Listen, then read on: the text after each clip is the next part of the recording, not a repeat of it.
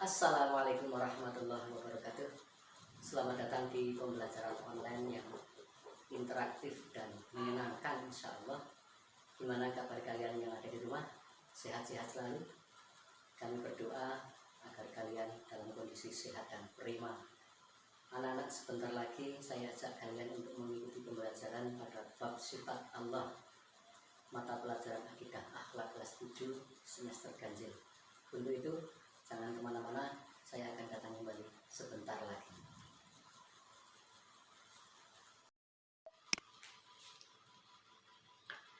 Yuk anak-anakku semuanya, sebelum pelajaran kita mulai, kita awali dengan berdoa terlebih dahulu bersama saya. Bismillahirrahmanirrahim. Raditu billahi robba wa bil islami dina wa bil qur'ani imama wa bi muhammadin nabiyya wa rasulah wa bi zidni ilma warzuqni fahma amin ya rabbal alamin. Saya ajak kalian untuk mengamati yang berikut ini, bahwa indahnya pemandangan yang ada di bumi, indahnya pemandangan yang ada di langit, dan indahnya pemandangan apa saja yang kita saksikan itu tidak terlepas dari Sang Maha Pencipta, yaitu Allah. Tentu kita yakin bahwa keindahan yang kita saksikan bersama ini pasti diciptakan oleh Tuhan yang Maha Kuasa, Allah yang memiliki segala sifat kesempurnaan. Golongan umat Islam Ahlus Sunnah wal Jamaah juga meyakini bahwa Allah memiliki sifat-sifat kesempurnaan dan Allah mustahil memiliki sifat kebalikannya. Kemudian para ulama menetapkan adanya akidah 50.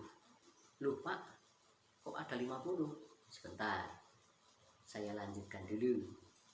Akidah 50 yang kita sebut di sini dengan pembagian seperti berikut. Lihat. Yang pertama yaitu 41 sifat Allah yang terdiri dari 20 sifat wajib, 20 sifat mustahil, dan 1 sifat jaiz. Yang kedua, 9 sifat Rasul yang terdiri dari 4 sifat wajib, 4 sifat mustahil, dan 1 sifat jaiz. Ketika digabung akan menjadi 50. Inilah yang kita sebut dengan akidah 50. Setelah kalian mengamati tadi, kita teruskan sekarang ke KD. Sebentar. Kadang-kadang KD menurut versi anak-anak itu macam-macam. Pak, KD niku. Ya, itu versi anak-anak di kelas. Kadang-kadang mereka menerjemahkan KD itu dengan cara mereka sendiri. Tapi KD yang dimaksud di sini di dalam pembelajaran ini adalah kompetensi dasar, yaitu kemampuan dasar yang harus dimiliki oleh peserta didik setelah melakukan banyak kegiatan pembelajaran nantinya. Adapun KD yang diambil adalah KD pada 3.2, yaitu menganalisis sifat-sifat wajib, mustahil, dan jaiz Allah beserta bukti atau dalil nakli dan aklinya. Adapun indikatornya adalah 1. Menjelaskan pengertian sifat wajib yang nafsiyah, salbiyah, ma'ani, dan maknawiyah. Indikator kedua adalah menyebutkan sifat wajib Allah yang nafsiyah, salbiyah, ma'ani, dan maknawiyah. KD dan indikator yang disebutkan di sini itu diambil dari KMA nomor 183 tahun 2019.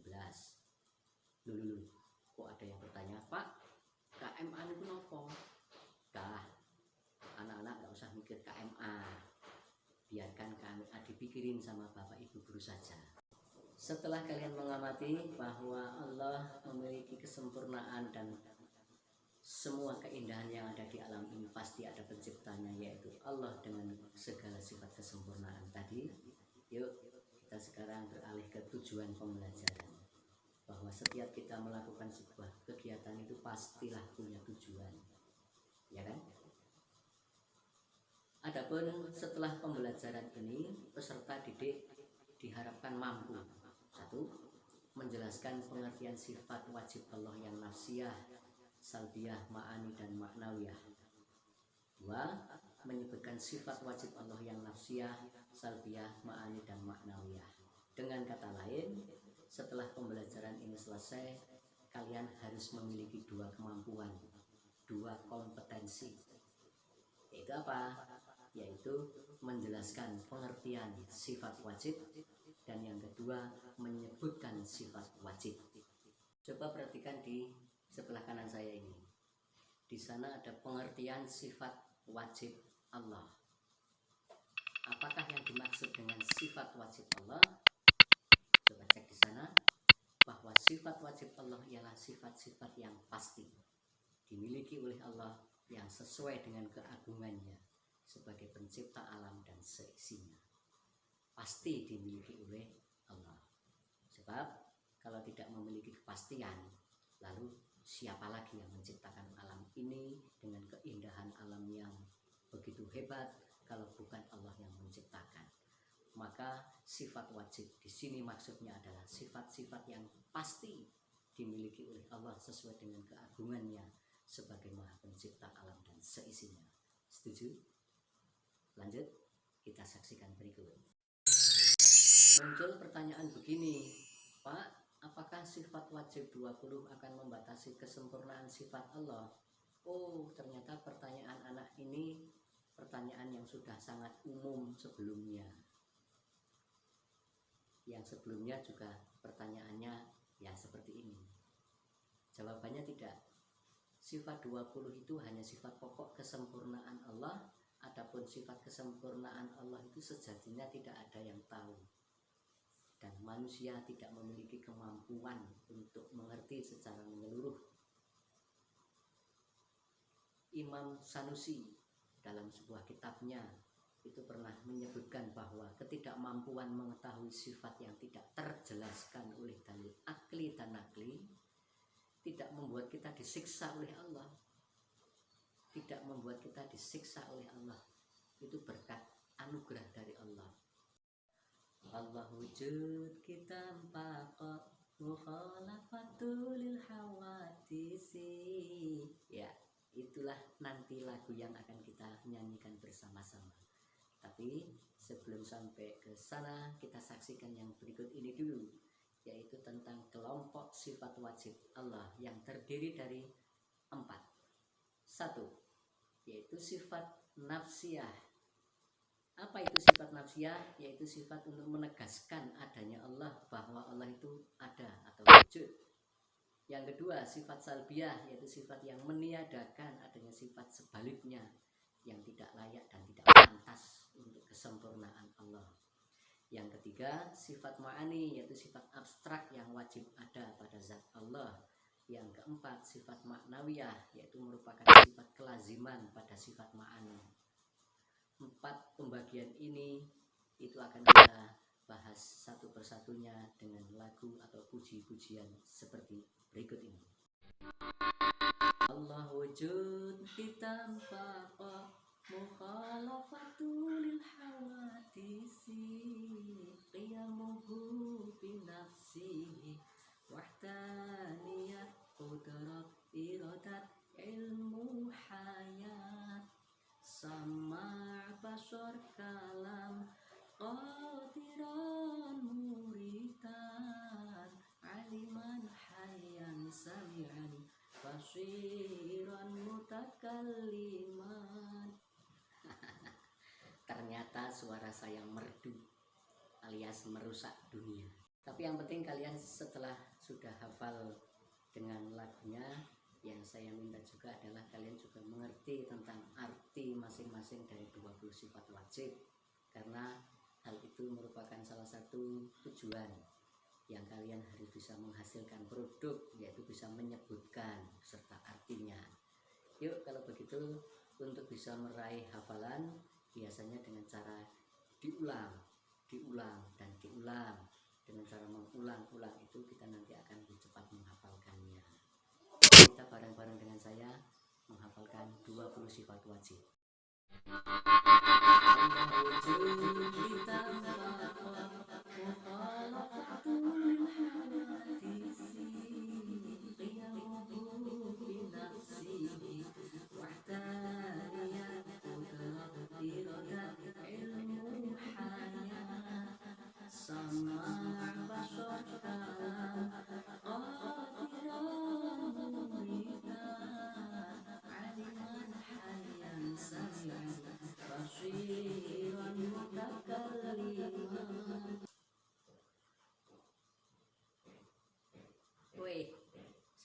selesai. Ini tantangan buat kalian di rumah agar bisa menyanyikan dengan suara yang lebih bagus, dengan suara yang indah untuk menyanyikan pujian sifat wajib 20.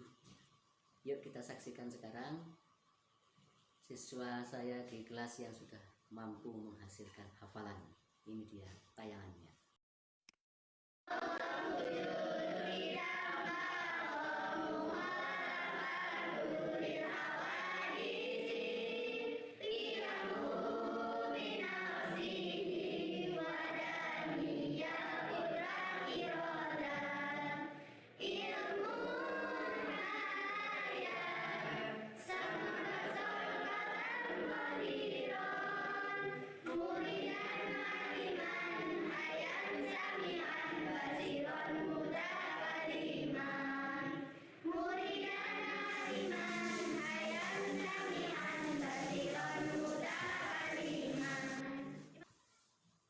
Oh, sudah selesai. Gimana lagunya? Enak? Nyaman? Tapi satu hal lagi, karena situasi nyanyi dalam kondisi berkelompok, untuk menjaga keserasian, keseragaman memang dibutuhkan latihan. Dan saya lihat tadi, karena nyanyi dalam kondisi bermasker, malah maskernya melorot-melorot. Tapi nggak apa-apa lah. Yang penting mereka sudah menghasilkan produk yang baik, yaitu mereka hafal dengan 20 sifat wajib Allah, dan itu bagus.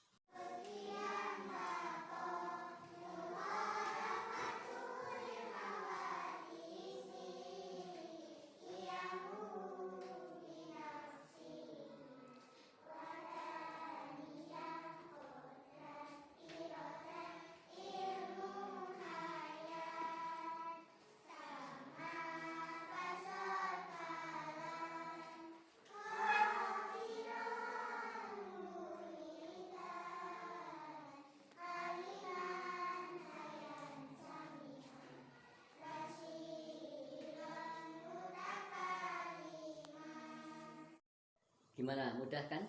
Mudah kalau dihafalkan dengan cara melakukannya seperti tadi anak-anak yang ada di kelas, karena mereka sudah bisa menghasilkan produk dan itu baik bagi mereka.